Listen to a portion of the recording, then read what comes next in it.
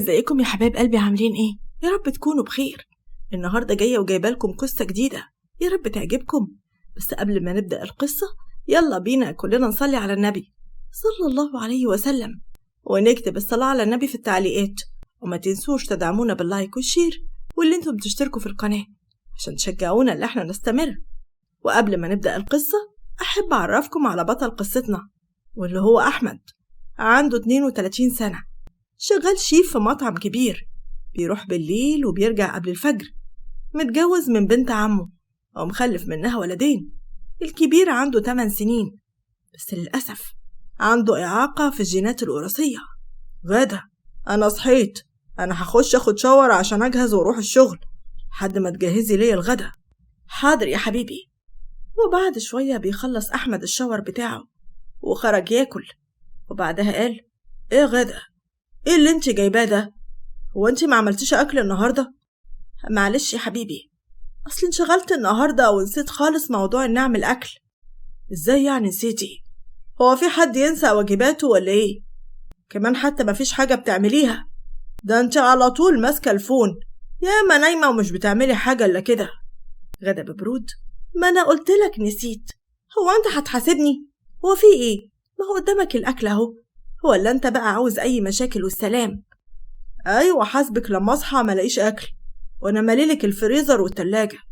لما ابقى شقيان طول الليل واقف على رجلي ومش قاعد، وفي الاخر ملاقيش اكل، يبقى لازم اقولك، بالذات اللي انا بقالي كام يوم بلاقي نفس الاكل اللي انت جايباه الصبح. انت معظم الايام ما بقيتيش بتطبخي، ما انت عارف ان محمد ابنك مغلبني ازاي، وانا مش قادره على شغل البيت ولا قادره عليه. مش عاجبك بقى هاتلي شغاله عشان تشوف معايا شغل البيت. أحمد بمقاطعة: مغلبك إيه يا غادة؟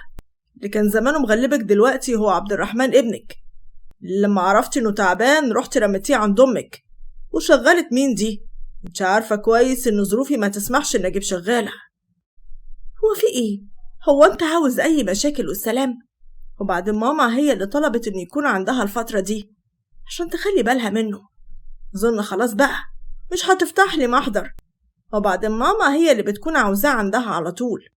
ما هو انت كمان مش بتسألي عليه غير كل أسبوع مرة، تروحي تدي لأمك الفلوس وترجعي، ولا كأنه ابنك. بتروحي بس تقضية واجب، وكل ما أقولك تعالي نجيبه عشان يقعد وسطينا ويحس بحنانك كنت بتقولي أنا مش قد المسؤولية دي، ويا ريت ده كله مهتمية بنفسك. غادة كانت سامعاه ومش بترد. أنا عارف والله الكلام معاكي مش هيأثر في أي حاجة، أنا ماشي. بجد أنا زهقت من الخناق اللي انت على طول بتعمله معايا ده، وجودك في البيت بقى شيء لا يطاق، وأنا مش هرد عليكي عشان اللي زيك الكلام فيه خسارة. وبعد ما أحمد خلص كلامه وسابها ومشى ونزل، وأول ما حست إنه مشى راحت دخلت أوضة النوم، بدأت تحط مكياج بطريقة أوفر، ولبست هدوم مكشوفة بتبين قد ما تخبي، وراحت جابت الفون وفتحته، وراحت كاتبة الواحد: جاهز يا حبيبي؟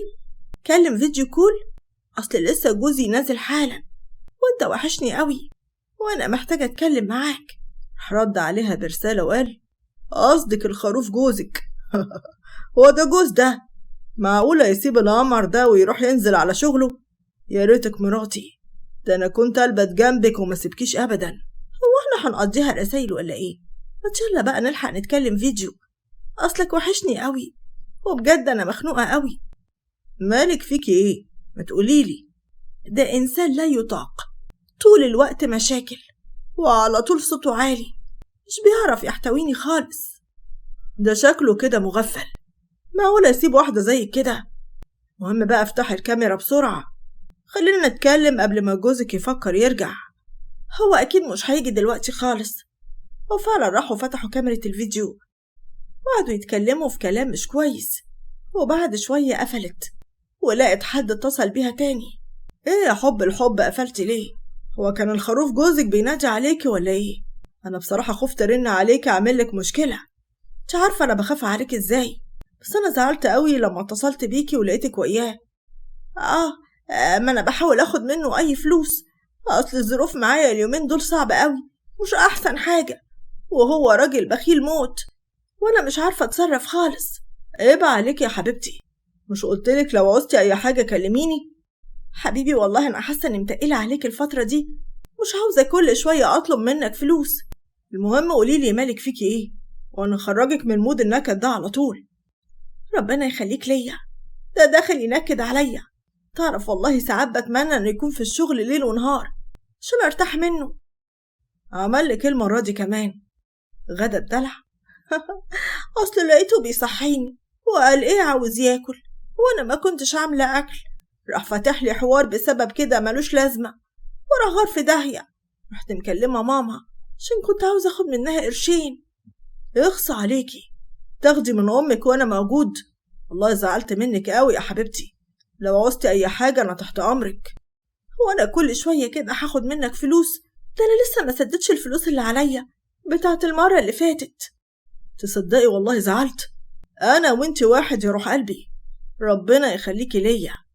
وفضلت غادة على الحال ده لحد ما قرب جوزها يجي. راحت قافلة الحساب اللي هي عاملاه عشان تحضر نفسها لما جوزها يرجع. مسحت المكياج اللي هي حطاه وعملت نفسها نايمة. وفي شقة منار أختها كان جوزها رؤوف ماسك التليفون بتاعها، وبعدين دخل المطبخ. ممكن أعرف مين علاء اللي بعت ليك رسالة مش كويسة ده؟ هو فيه إيه بالظبط؟ مال طريقة كلامك عاملة كده ليه؟ أنا معرفش أصلا حد اسمه علاء. لا والله، مال يبقى مين ده بقى إن شاء الله؟ يو بقى، أنا خلاص اتخنقت من أسلوبك ده. دي آلاء زميلتي وتقدر تسمع الريكورد اللي هي بعتاه. هو في واحدة محترمة برضو تبعت لبنت رسالة زي كده؟ بقولك ايه يا رؤوف، أنا تعبت من طريقة كلامك دي وزهقت منك ومن أفعالك. بطل غيرة بقى، بطل شك يا أخي. أنا من حق أعرف مراتي بتكلم مين وبتعمل ايه ولا يا مدام؟ أنا لو بعمل حاجة غلط أكيد مش هخلي دليل ورايا وهمسح كل حاجة من على التليفون. طب تمام، بفكري بقى اعملي حاجة غلط كده وشوف أنا هعمل فيكي ايه. بقولك ايه، أنا لو عاوزة أعمل هعمل، بس أنا أخلاقي ما تسمحليش بكده، واللي يفكر في الخيانة بيعملها، مش التفتيش في التليفون هو اللي بيمنع ده. برضه أنا بقولها لك، لو لقيت حاجة على تليفونك مش عجباني مش هيحصل خير. وبعدها سابها وخرج. وفي شقة أحمد دخل وقال اصحي يلا يا غادة حبيبتي، قومي يلا عشان جبت ليكي الأكل، أنا جعان قوي، يلا بينا نتغدى كلنا. أنا جبتلك الغدا عشان أريحك وما تقفيش في المطبخ عشان ما تعمليش حاجة. وانتي لسه زعلانة ولا ايه؟ ما تقومي بقى. وبعدها قامت قعدت وقالت عاوز ايه يا أحمد؟ أنا مش عاوزة آكل وشكرا على اللي انت عملته معايا. أنا طول النهار مش عارفة أحط لقمة في بقي بسببك. كلامك ليا صعب قوي، وبعدين أنا حاسة إني دايخة ومش قادرة أتحرك من مكاني. يعني انت حاسة إن الموضوع ما يستاهلش؟ يعني لما أقوم ملاقيش حاجة أكلها وانت عارفة إني واقف على رجلي طول الليل؟ ده أنا مش برضه أحط لقمة في بقي غير لما أجي آكل معاكم. ما أنا قلتلك نسيت. وقبل ما تكمل كلامها قطعها وقال خلاص بقى المسامح كريم، متزعليش مني. بصي جبتلك ايه ده؟ معقولة؟ ده الختم اللي كان نفسي فيه. بجد أنا مش عارفة أقولك ايه. ومش بس كده، انت مش كان نفسك نطلع مصيف أسبوع؟ أوعدك إني هاخد أجازة ونطلع مصيف أنا وانتي. لا ده كده كتير قوي، ربنا يخليك ليا يا حبيبي. أنا عاوزك تكوني مبسوطة، مش عاوزك تكوني زعلانة مني خالص الفترة دي. ولسه جاي يقرب منها راحت بعدته عنها وقالت أنا لسه زعلانة منك برضو يا أحمد، هو مش قادرة أعمل حاجة زي كده دلوقتي، أنا عاوزة أنام، بس هاخد الخاتم عشان عجبني. وكل ما أجي أقرب منك تقوليلي الكلمتين دول. وفي إيه بالظبط؟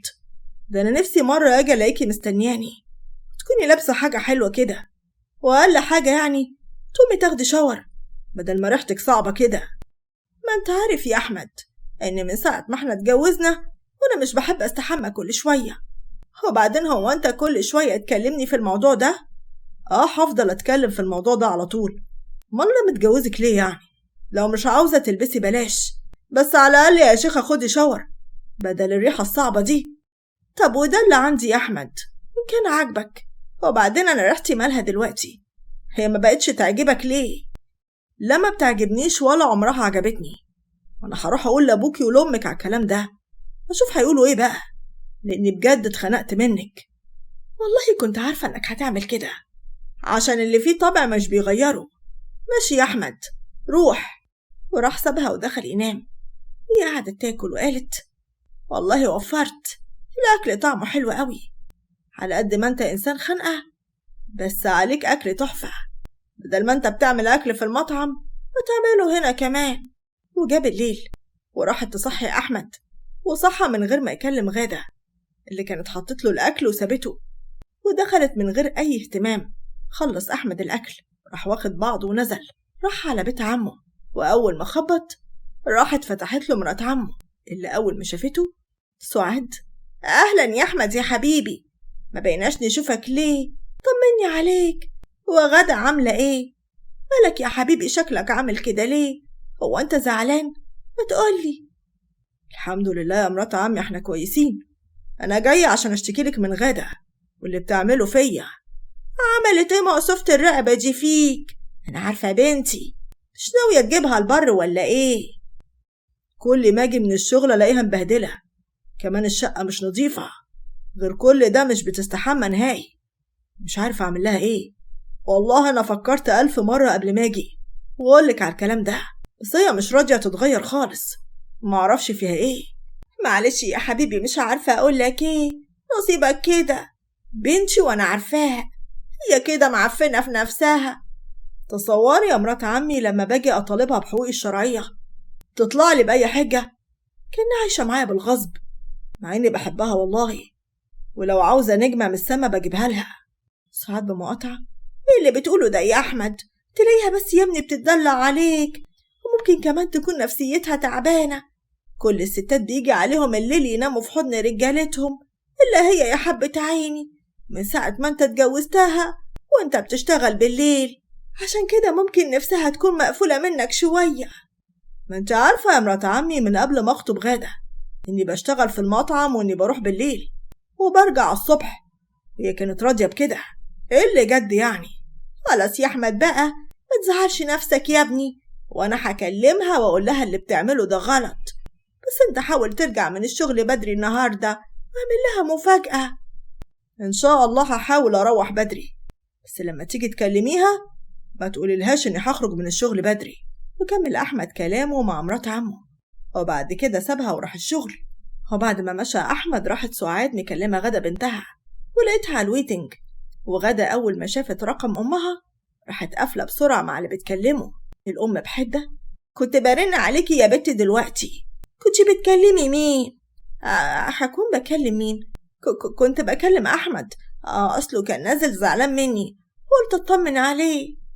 طب يا حبيبتي عاوزاكي يا بنتي كده تهتمي بنفسك وخليكي حركة كده ونخشة، مش تبقى زي الحيطة الطين اللي مش عارفة تلف جوزها وتخليه ما يشتكيش منها.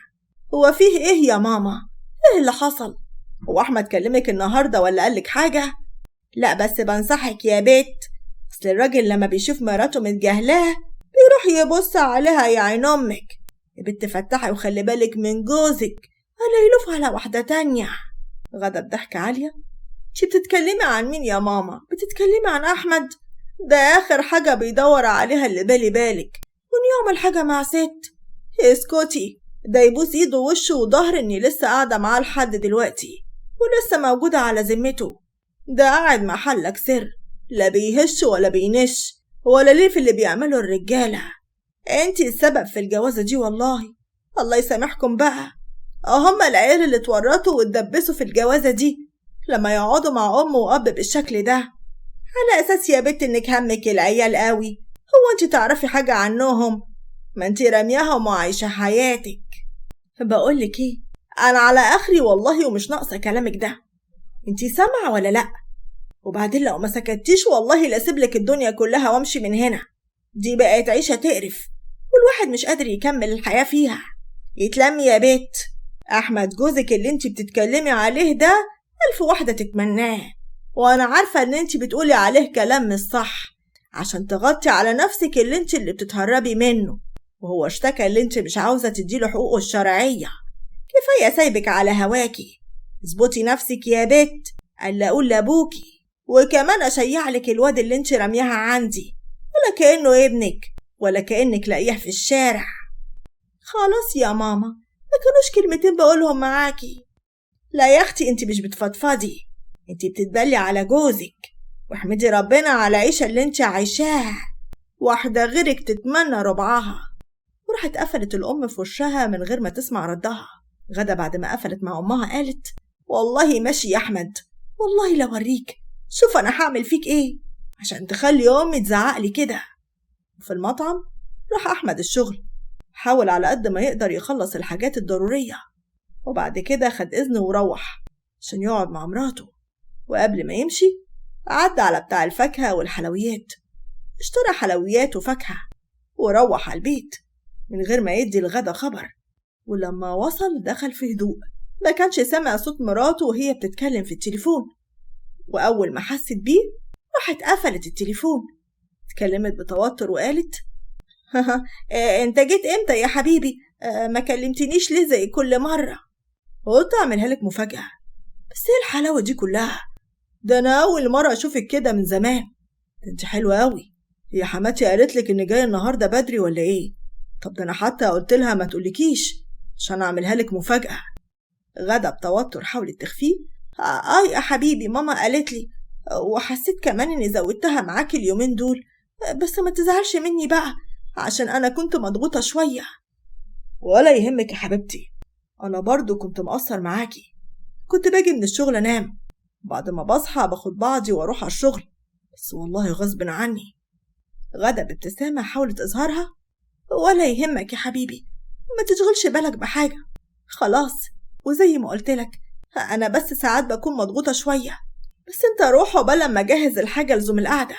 وفعلا هي واحمد قعدوا سهرانين سوا لحد ما قالت غادة: كفاية كده سهر يا احمد بقى، خلينا ننام. ولما غادة حست ان احمد راح في النوم، راحت منسحبة من جنبه وراحت واخدة التليفون وقعدت في الصالة.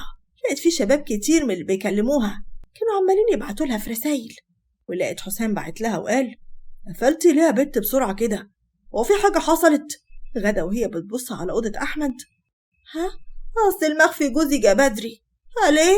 عاملها لي مفاجأة، دي كانت ثانية وهيقفشني. هو ده تسميه جوز؟ أنا مش عارف أنت مستحملة على إيه. ده لو جوز بط كنت استفدتي منه أكتر من كده، على الأقل كنت هتاكليه. على رأيك، بس هو لولا ظروف شغله بالليل ما كنتش هعرف أكلمك. أهو برضه لفايدة. تصدق ساعات بياخد كيس الزبالة وهو ماشي؟ هي كده فايدة الرجالة، أهم حاجة وهم رايحين الشغل ياخدوا كيس الزبالة. وعلى الجهة التانية صحى أحمد يبص، ملقاش مراته غدا جنبيه. قاعد مستني شوية على أساس إنها في الحمام، ولما استنى كتير وملقاهاش راح قايم يشوف راحت فين. في الصالة كانت قاعدة غدا بتكلم الشباب. هي مش حاسة إن أحمد جوزها خرج بيدور عليها، ولما شافته حاولت تخبي الموبايل منه، بس لسوء حظها أحمد جوزها شافها. انت كنتي بتكلمي مين في وقت زي ده؟ وليه أول ما شفتيني رحتي مخبية الموبايل؟ غدا بتوتر وخوفة لا ينكشف أمرها: هكلم مين يعني؟ هكلم مين؟ إيه يا أحمد في إيه؟ أنا ما كانش جاي لي نوم، فقلت أقلب في الموبايل شوية عقبال ما أغفل. طب هاتي التليفون لما أشوف. هو أنت مش واثق فيا ولا إيه يا أحمد؟ طب والله ما أنا عدلك فيها بقى. أحمد بزعيق: عاوزة تغوري غوري في 60 داهية، بس قبل ما تمشي هاتي التليفون ده. غدا بزعيق وصوت عالي: لا مش هديك حاجة، هو ابعد بقى عن وشي، ابعد. أحمد قعد يشد التليفون من إيديها لحد ما فعلا أخده منها وقعد يبص عليه. كانت عاملة باسورد، حاول إنه يفتحه لكن ما لقاهوش بيفتح، معرفش يفتحه أبدا. راح ماسكها من شعرها وقال: افتحي يا بنت التليفون، افتحي بدل ما اخلي ليلتك سودة. غدا بزعيق وسويت: أنا مش فاتحاه وأعمل ببدالك. بعد ما خلصت كلامها ومن كتر شد أحمد ليها الهدوم اللي كانت لابساها اتقطعت، وقام وقع الموبايل على الأرض راح مكسور. ولما غدا شافت كده راحت بسرعة لمت هدومها وخدت بعضها على بيت أهلها. وأول لما فتحت ليها أمها قالت: مالك يا بنتي يا غادة؟ مين اللي عمل فيكي كده؟ وإزاي تيجي في وقت زي كده؟ غدا وهي بتمثل الحزن والدموع: أحمد يا ماما، أحمد على طول اللي انتي بتدافع عنه بيشك فيا، عشان قال إيه؟ قام صحى لقاني ماسكة الفون وقعد عليه شوية، بفكرني إني بكلم حد.